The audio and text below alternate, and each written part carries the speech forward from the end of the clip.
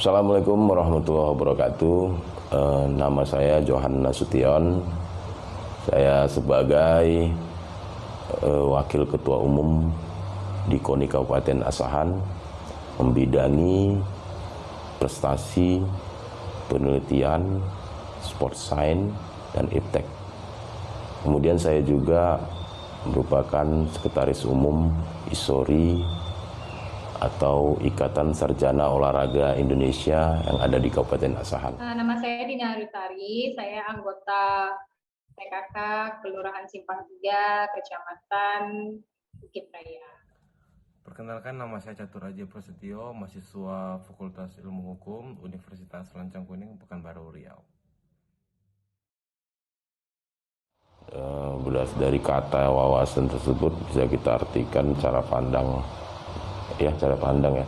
Jadi menurut saya wawasan kebangsaan itu adalah bagaimana cara pandang kita mengenai keberagaman yang ada di Indonesia, di negara kita, baik itu keberagaman suku maupun adat istiadat dan agama. Begitu juga bagaimana kita memandang mengenai politik maupun pemerintahan yang ada di negara kita ini. Saya pikir itu menurut saya.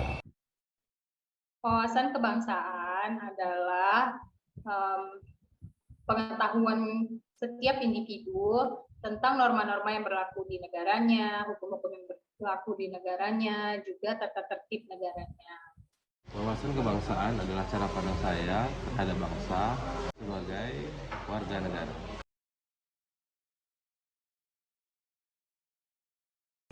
Ya, jadi bela negara menurut saya ini artinya bagaimana sikap kita sebagai warga negara mencintai negara kita yang tercinta ini. Kira-kira begitu. Jadi mungkin sesuai dengan profesi masing-masing.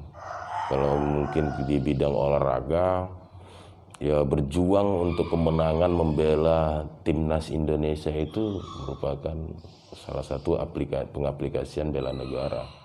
Atau mungkin bela negara adalah kegiatan yang dilakukan tiap-tiap individu untuk melaksanakan hal-hal yang terkait dengan ketertiban negaranya, keberlangsungan negaranya dengan menerapkan norma-norma dan hukum-hukum yang berlaku di negara. Bela negara adalah cara kita untuk membela negara.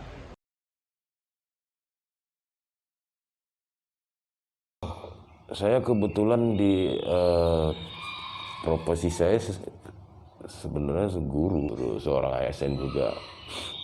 Jadi kalau dengan mengajar, mencerdaskan anak bangsa itu saya pikir sudah merupakan perwujudan bela negara. Kemudian selain itu juga saya seorang pelatih salah satu cabang olahraga. Nah, jadi dengan melatih atlet, membimbing mereka yang tadinya belum bisa jadi bisa, membimbing mengajarkan disiplin, attitude, ya termasuk sosial itu ya, untuk yang baik. Saya pikir ini menurut saya sudah merupakan perwujudan bela negara ya. Di dalam kehidupan sehari-hari biasanya saya menerapkannya dengan mengikuti semua peraturan yang berlaku, menjaga ketertiban di lingkungan RT RW, ikut bergotong royong dan lain sebagainya. Bela negara yang sudah saya lakukan adalah dengan mencintai produk dalam negeri, yaitu dengan memakai batik dan ikut Siskam sebagai untuk menjaga keamanan sekitar. Selain itu saya juga membuang sampah pada tempatnya sebagai bentuk menjaga lingkungan. Ya, jadi seperti kita ketahui bersama, COVID-19 ini di Indonesia sudah cukup meresahkan, mulai dari tahun 2020 awal kemarin kan sampai hari ini. Jadi banyak aktivitas masyarakat yang terkendala, kemudian perekonomian Indonesia saya pikir terganggu. Saya kurang paham sih sebenarnya, tapi pastinya terganggu. Kemudian juga beberapa khususnya di sekolah sampai sekarang juga masih sulit untuk tatap muka. Yang kita ketahui bersama, kalau sih materi pembelajaran untuk anak-anak sekolah ini kan bisa didapat sih sebenarnya dari searching Google, mulai pelajaran daring yang dilakukan di sekolah-sekolah. Jadi saya pikir mengenai pelajaran sosial dan attitude-nya itu agak tidak tercapai di masa pembelajaran daring ini. Kemudian juga ya kami di kegiatan olahraga terasa sekali.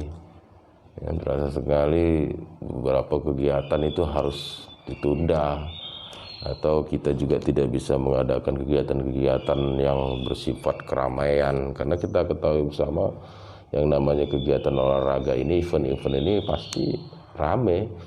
Tapi dengan keadaan COVID sekarang ini kita ya sulit untuk melakukan aktivitas olahraga, padahal cuman begitupun menurut saya jangan jadi hambatan bagi kita secara pribadi untuk berolahraga, karena juga olahraga ini kan merupakan salah satu upaya untuk meningkatkan kekebalan imun tubuh seseorang, yang notabene-nya ini salah satu pencegahan ya, atau usaha mengatasi menyebarnya COVID-19 ke badan kita ketika imun tubuh. Menurut saya COVID-19 ini sangat memengaruhi kehidupan orang banyak, terutama dari sektor ekonomi. Banyaknya orang-orang yang mulai bangkrut, mulai tidak punya uang untuk keberlangsungan hidupnya. Juga banyaknya korban-korban yang meninggal karena virus ini. Pandangan saya, isu tentang COVID-19 dampaknya menyeluruh dari ekonomi, pariwisata, dan lain sebagainya itu ikut kena dampak. Tidak cuma di Indonesia saja, tapi secara global.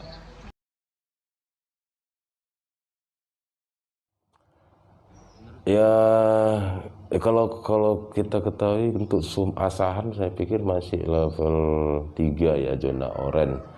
Tapi kita tahu beberapa tempat seperti di Jawa itu hampir beberapa rata-rata kota besar, kemudian juga di Medan kali ya. Medan kan udah level 4 ya.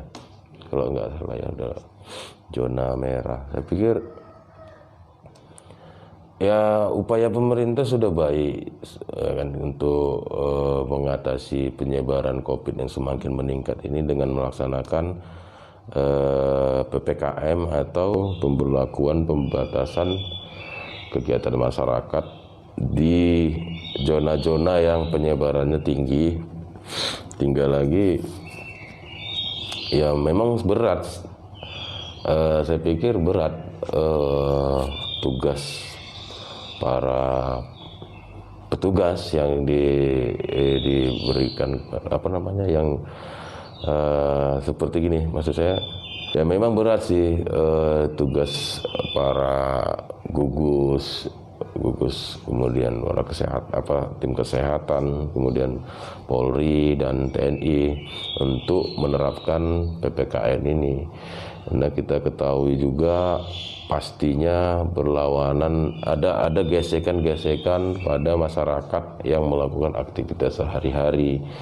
Karena juga saya pikir ini kan darurat, pasti masih ada kekurangan di sana-sini dalam hal pelaksanaan PPKM ini. Contohnya kita lihat di TV, di media, bahwasanya ada yang tadinya mau berangkat kerja, tempat jalur berangkat kerjanya itu pas di lokasi pembatasan tersebut.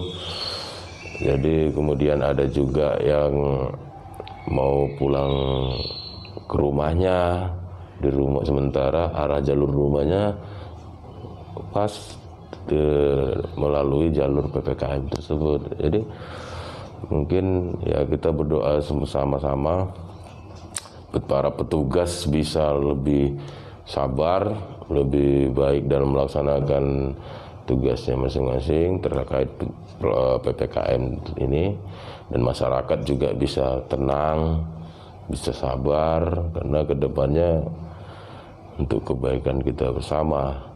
Kalau kita nggak sabar, kapan lagi nih kita memutus rantai penyebaran COVID-19 ini? Itu pikir. Menurut saya ada tepatnya dan ada tidaknya, karena PPKM ini sudah diberlakukan berulang kali. Jikalau memang hal ini adalah hal yang tepat, pastinya cukup 1 atau 2 kali saja. Tetapi PPKM ini malah berlangsung lebih banyak daripada yang diperkirakan. Karena saya orang awam, saya merasa PPKM ini bukanlah strategi yang tepat untuk menangani COVID-19 sekarang ini. Menurut saya PPKM itu suatu upaya untuk memberantas COVID-19 agar tidak menyebar lebih cepat. Dan kita harus mengapresiasi pemerintah atas upaya untuk memberantas COVID-19 ini.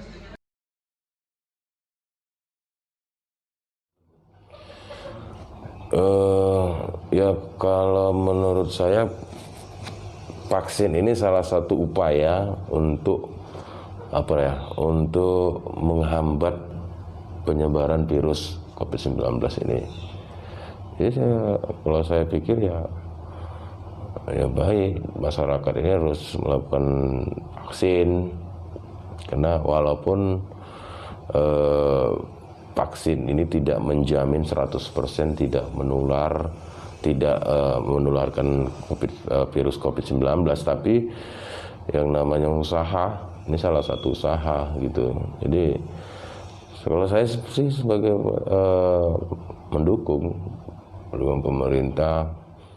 Menurut saya itu suatu kebijakan yang bagus karena sudah dilaksanakan oleh negara-negara lainnya juga. Tetapi yang sangat saya sayangkan adalah penggunaan vaksin itu dalam birokrasi. Karena kan katanya vaksin itu tidak wajib, tetapi kenapa pada saat melakukan birokrasi, vaksin menjadi salah satu syaratnya, yang berarti secara tidak langsung vaksin itu menjadi wajib. Menurut saya, target 70% herd immunity itu harus kita capai karena untuk menekan penyebaran COVID-19, dan itu adalah satu bentuk upaya membela negara dan untuk menekan penyebaran COVID-19.